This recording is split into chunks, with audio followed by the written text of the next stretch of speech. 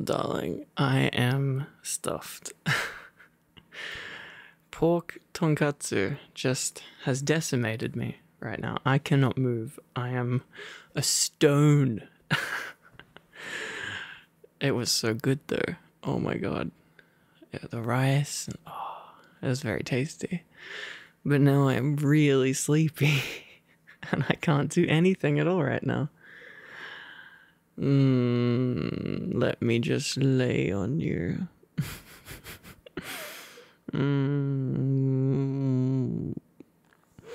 I have an idea, actually. What we can do. Hobbito. Yeah, it's been a minute. It's been a spicy hot minute, actually. Yeah? You want to do it? Marvelous, darling. I'm too, like... I'm just, like I said, I'm a stone right now. Can you get the book for me, please? Please, I'll be your best friend ever if you get the book. I can't reach it. It's at least 20 centimeters too far for me to reach. Well, thank you. You're too kind. Oh, I'm seriously so full right now. Okay. Let's focus here. What is this? Oh, there's a weird mark on the book. That's okay. Come on. Yes, no, you still need to be my pillow even if I'm reading to you. That's part of the exchange, okay? Yes, just snuggle up next to me here. Yeah, oh, your chest is a very comfy pillow. Oh, this is good. Yeah, I'm a fan of this. I'm not sleeping. No. I'm just resting my eyes. Okay, I did say I would read. Okay, eyeballs open, brain on. What happened last time? Where were we? Well, we're not where. We're past the Spideys. That's for Sweden. Not at home. I do believe we were up to fire and water. Yes. What was the last thing that happened? Let us recap. I gotta wake my brain up for this. I'm ready to sleep. Let's see. Smaug was away. He flew away, and the dwarves were left on the mountain. Wide view, there is a keyboard watchman, several places.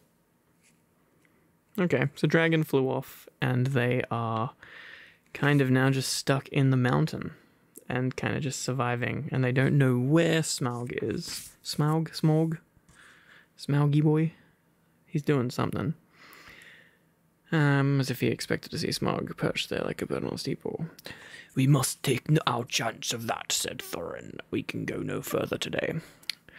They all collapsed to the ground, so they had a little rock chamber where they're chilling out. Okay. They slept, others sat down and discussed their plans, and in all their talk, they came perpetually back to one thing. Where was Smaug? They looked west, and there was nothing, and east there was nothing, and in the south there was no sign of the dragon, but there was a gathering of very many birds. At that they gazed and wondered, but they were no nearer understanding it when the first cold stars came out. Okay, I am up to date. I am refreshed.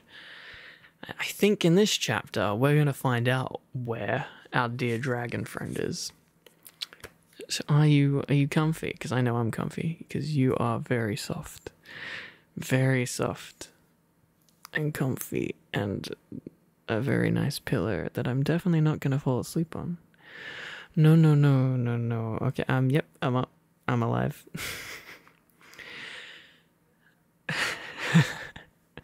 I love you. I love you. Do you love me? Do you love me? Okay. Chapter 14. Fire and Water.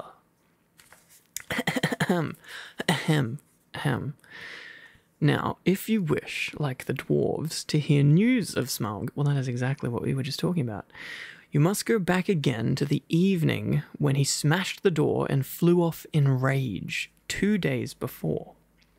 The men of the lake town Esgaroth were mostly indoors, for the breeze was from the black east and chill, but a few were walking on the quays and watching, as they were fond of doing, the stars shine out from the smooth patches of the lake as they opened in the sky.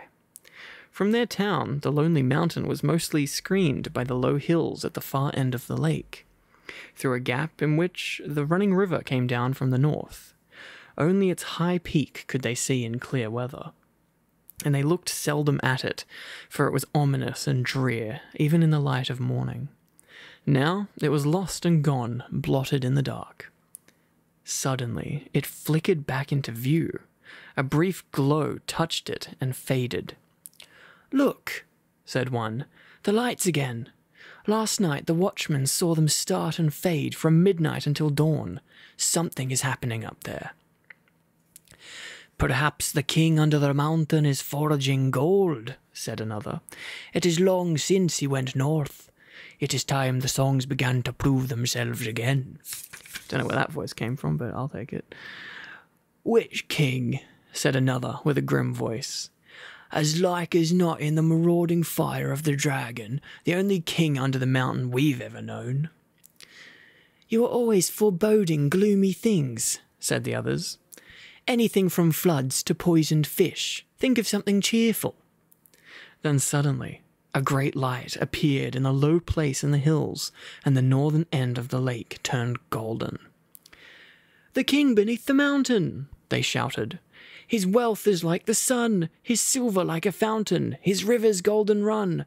The river is running gold from the mountain," they cried, and everywhere windows were opening and feet were hurrying.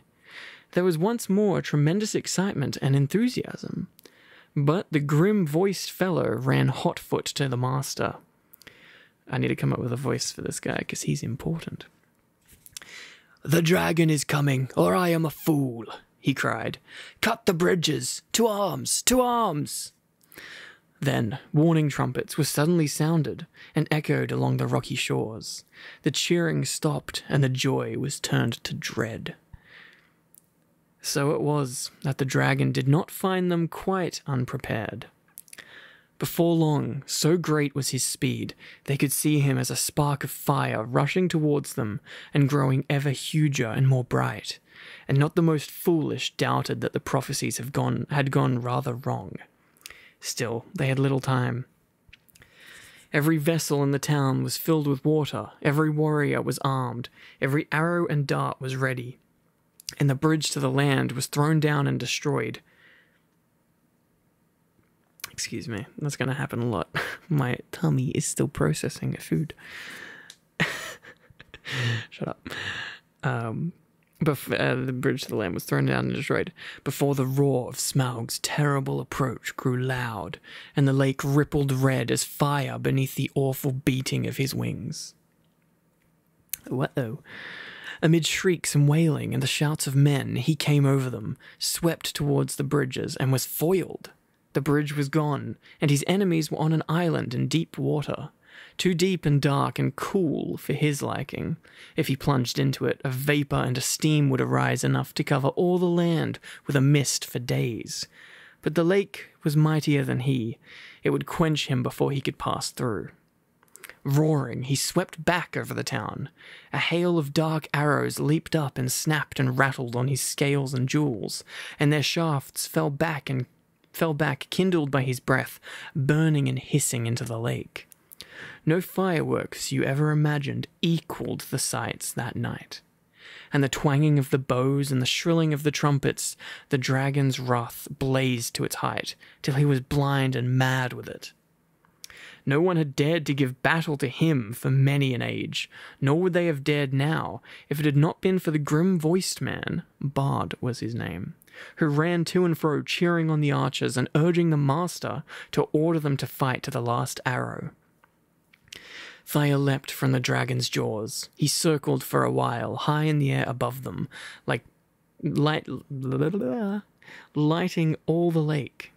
The trees by the shores shone like copper and like blood, with leaping shadows of dense black at their feet. Then down he swooped, straight through the arrow storm, reckless in his rage, taking no heed to turn his scaly sides towards his foes, seeking only to set their town ablaze. Fire leaped from thatched roofs and wooden beam ends as he hurtled down and past and round again, though all had been drenched with water before he came. Once more water was flung by 100 hands wherever a spark appeared.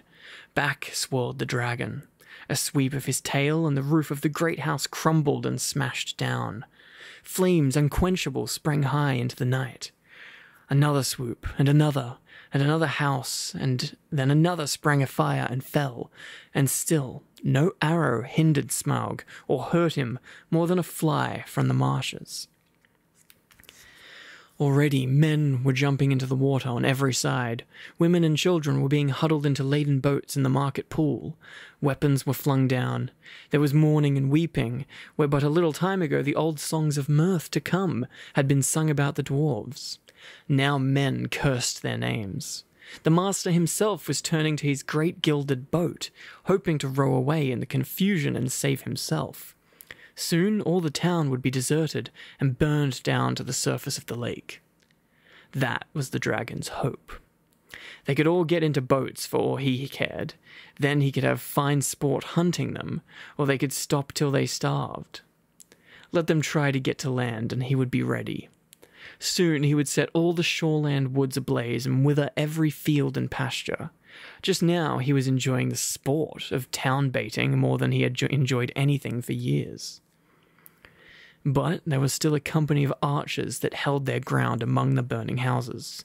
Their captain was Bard, grim-voiced and grim-faced, whose friends had accused him of prophesizing floods and poisoned fish, though they knew his worth and courage. He was a descendant in a long line of Girion, Lord of Dale, whose wife and child had escaped down the running river from the ruin long ago.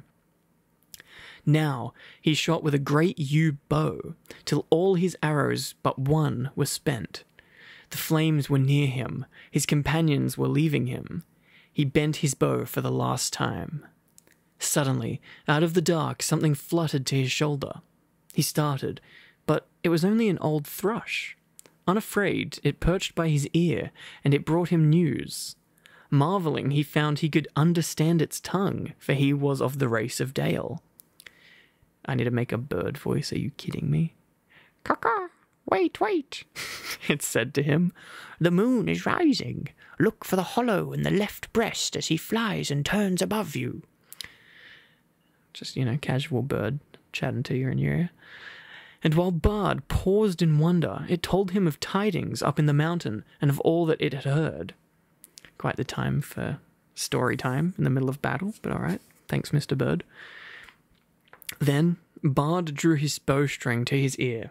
The dragon was circling back, flying low, and as he came the moon rose above the eastern shore and silvered his great wings. "Arrow," said the bowman, "a black arrow. I have saved you to the last. You have never failed me, and I have always recovered you. I had you from my father, and he from of old. If ever you came from the forges of the true king under the mountain, go now, and speed well." The dragon swooped once more, lower than ever, and as he turned and dived down, his belly glittered white with sparkling fires of gems in the moon. But not in one place. The great bow twanged. The black arrow sped straight from the string, straight for the hollow by the left breast, where the foreleg was flung wide. In it smote and vanished, barb, shaft, and feather, so fierce was its flight. With a shriek that deafened men, felled trees, and split stone, Smaug shot spouting into the air, turned over, and crashed down from on high in ruin. Full on the town he fell. His last throws splintered it to sparks and gleeds. The lake roared in. A vast steam leapt up, white in the sudden dark under the moon. There was a hiss, a gushing whirl, and then silence. And that was the end of Smaug and Esgaroth, but not of Bard. Holy moly, they just frickin' killed the dragon. Damn, that just happened. Well, goodness. So now what's gonna happen? I say that as though I don't know, but I'm trying to increase the suspense for you. Okay. The waxing moon rose higher and higher, and the wind grew loud and cold. It twisted the white fog into bending pillars and hurrying clouds, and drove it off to the west to scatter in tattered shreds over the marshes before Mirkwood. Then the many boats could be seen dotted dark on the surface of the lake, and down the wind came the voices of the people of Esgaroth, lamenting their lost town and goods and ruined houses. But they had really much to be thankful for, had they thought of it, though it could hardly be expected that they should just then. 3/4 of the people of the town had at least escaped alive. Their woods and fields and pastures and cattle and most of their boats remained undamaged, and the dragon was dead. What that meant they had not yet realized. They gathered in mournful crowds upon the western shores, shivering in the cold wind, and their first complaints and anger were against the master, who had left town so soon while some were still willing to defend it. "He may have a good head for business, especially his own business," some murmured, "but he's no good when anything serious happens." And they praised the courage of Bard and his last mighty shot. "If only he'd not been killed," they all said. "We would have made him king, Bard the dragon shooter of the line of 𝘚𝘰𝘶𝘬𝘕. Alas that he is lost." And in the very midst of their talk, a tall figure stepped from the shadows. He was drenched with water, his black hair hung wet over his face and shoulders, and a fierce light was in his eyes. "Bard is not lost," he cried. "He dived from Esgaroth when the enemy was slain. I am Bard of the line of 𝘚𝘰𝘶𝘬𝘕. I am the slayer of the dragon."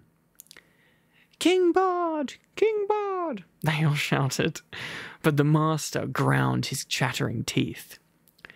"𝘚𝘰𝘶 was lord of..." Oh wait, what's this guy's voice? He needs to be like posh and obnoxious. "𝘚𝘰𝘶 was lord of Dale, not king of Esgaroth," he said. "In the lake town we have always elected masters from among the old and wise, and have not endured the rule of mere fighting men. Let King Bard go back to his own kingdom. Dale is now freed by his valour, and nothing hinders his return. And any that wish can go with him, if they prefer the cold stones under the shadow of the mountain, to the green shores of the lake. The wise will stay here and hope to rebuild our town, and enjoy again in a time of peace and riches." "We will have King Bard," the people near at hand shouted in reply. "We've had enough of the old men and the money counters." And people further off took up the cry, "Up the bowmen and down with money bags," till the clamour echoed along the shore. Oh, damn, old mate's losing his job. "I am the last man to undervalue Bard the bowman," said the master warily, for Bard now stood close beside him. "He has tonight earned an eminent place in the roll of the benefactors of our town, and he is worthy of many imperishable songs. But why, O people," and here the master rose to his feet and spoke very loud and clear, "why do I get all your blame? For what fault am I to be deposed? Who obtained of us rich..." Wait, hang on, I may have skipped the line. "Who aroused the dragon from his slumber, I might ask? Who obtained of us rich gifts and ample help, and led us to believe that old songs could come true? Who played on our soft hearts and our pleasant fancies?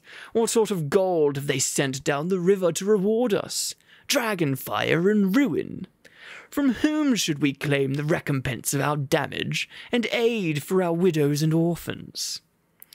As you see, the master had not got his position for nothing. The result of his words was that for the moment the people quite forgot their idea of a new king, and turned their angry thoughts towards Thorin and his company. Wild and bitter words were shouted from many sides, and some of those who had before sung the old songs loudest were now heard as loudly crying that the dwarves had stirred the dragon up against them deliberately. Oh, goodness. "Fools," said Bard. "Why waste words and wrath on those unhappy creatures?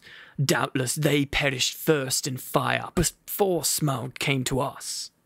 Then even as he was speaking, the thought came into his heart of the fabled treasure of the mountain, lying without guard or owner, and he fell suddenly silent. He thought of the master's words, and of Dale rebuilt, and filled with golden bells. But if he could but find the men. At length he spoke again.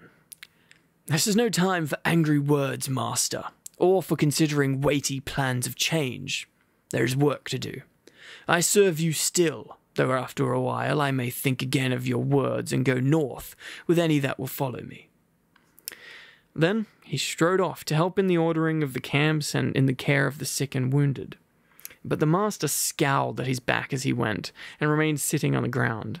He thought much but said little, unless it was to call loudly for men to bring him fire and food. Now, everywhere Bard went, he found talk running like fire among the people concerning the vast treasure that was now unguarded. Men spoke of the recompense for all their harm that they would soon get from it, and wealth over and to spare with which to buy rich things from the south, and it cheered them greatly in their plight. That was as well, for the night was bitter and miserable. Shelters could be contrived for few, the master had one, and there was little food, even the master went short. Many took ill of wet and cold and sorrow that night, and afterwards died, well, that's grim, who had escaped uninjured from the ruin of the town, and in the days that followed there was much sickness and great hunger. Meanwhile, Bard took the lead, and ordered things as he wished, though always in the master's name, and he had a hard task to govern the people and direct the preparations for their protection and housing. They're always... Yeah, it's a hard task. Probably most of them would have perished in the winter that now hurried after autumn if help had not been to hand. But help came swiftly, for Bard at once had speedy messengers sent up the river to the forest to ask the aid of the king of the elves of the wood. And these messengers had found a host already on the move, although it was then only the 3rd day after the fall of Smaug. The Elven King had received news from his own messengers and from the birds that loved his folk, and already knew much of what had happened. Very great indeed was the commotion among all things with wings that dwelt on the borders of the desolation of the dragon. The air was filled with circling flocks, and their swift-flying messages flew here and there across the sky. Above the borders of the forest there was whistling, crying, and piping. Far over Mirkwood tidings spread. Excusez-moi. Smaug is dead. I don't know what voice that's for. A bird. Chirp, chirp. Leaves rustled and startled ears were lifted. Even before the Elven King rode forth, the news had passed west, right to the pine woods of the Misty Mountains. Beorn had heard it in his wooden house, and the goblins were at council in their caves. Is this, This is Posh Boy. That will at last... hang on. That will be the last we shall hear of Thorin Oakenshield, I fear, said the king. He would have done better to have remained my guest. It is an ill wind all the same, he added, that blows no one any good. For he too had not forgotten the legend of the wealth of Thrall. So it was that Bard's messengers found him now marching with many spearmen and bowmen, and crows were gathered thick above him, for they thought that war was awakening again, such as not had been in those parts for a long age. But the king, when he had received the prayers of Bard, had pity, for he was the lord of a good and kindly people. So turning his march, which had at first been direct towards the mountain, he hastened now down to the river, to the long lake. He had not boats or rafts enough for his host, and they were forced to go the slower way by foot, but great store of goods he sent ahead by water. Still, elves are light-footed, and though they were not in these days much used to the marches and the treacherous lands between the forest and the lake, their going was swift. Only 5 days after the death of the dragon, they came upon the shores and looked on the ruins of the town. Their welcome was good, as may be expected, and the men and their master were ready to make any bargain for the future in return for the Elven King's aid. Their plans were soon made. With the women and the children, the old and the unfit, the master remained behind. And with him were some men of crafts and many skilled elves, and they busied themselves felling trees and collecting the timber sent down from the forest. Then they set about raising many huts by the shore against the oncoming winter. And also, under the master's direction, they began planning of a new town, designed more fair and large, even than before, but not in the same place. They removed northward higher up the shore, for ever after they had a dread of the water where the dragon lay.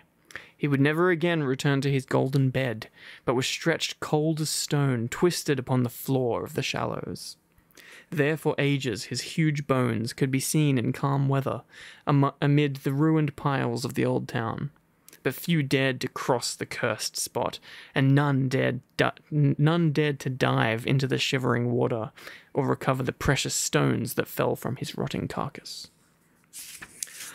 Oh, goodness me.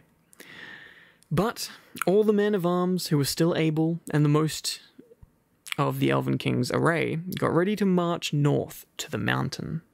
It was thus that in 11 days from the ruin of the town, the head of their host passed the rock gates at the end of the lake and came into the desolate lands.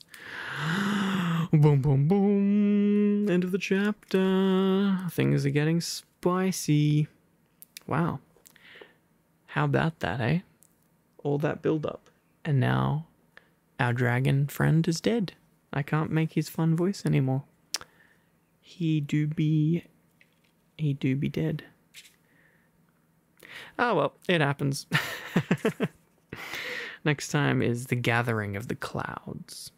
And I think the dragon wasn't the true evil after all, and there is much greater things at stake in following chapters. But you're gonna have to wait to find out. I know, darling. I know.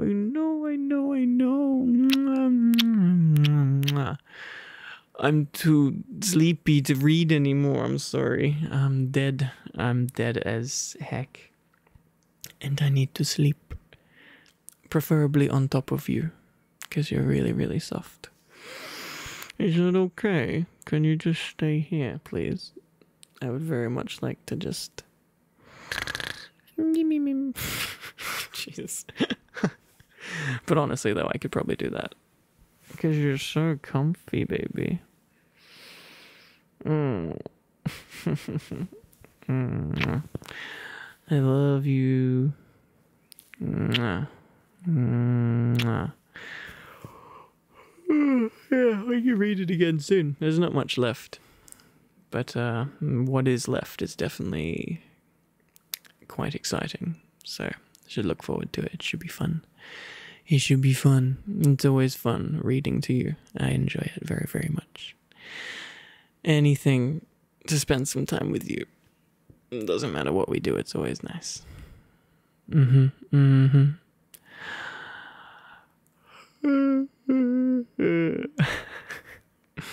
Yeah, just seriously rubbing my belly. I know I have a food baby in me right now. That's a weird concept. But it feels like it. I ate so much food. I'm so full. I'm so sleepy. And you're so comfy. You're the best pillow in the world. Yeah, so I'ma just stay here. And you can just rub my belly if you want. I guess. It's a bit weird. Or you can just pat my head. Whichever. As long as you just stay here. I'm too heavy at this point now. I've just all of this food inside me has now made me like triple the weight. So now you can't move. Yeah. I'm stuck on top of you. I'm sorry. Okay, it's not that dramatic, but still. You're not going anywhere. Yum,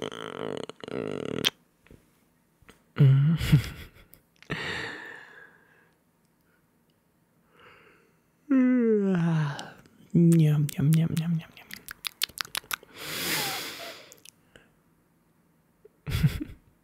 Love you.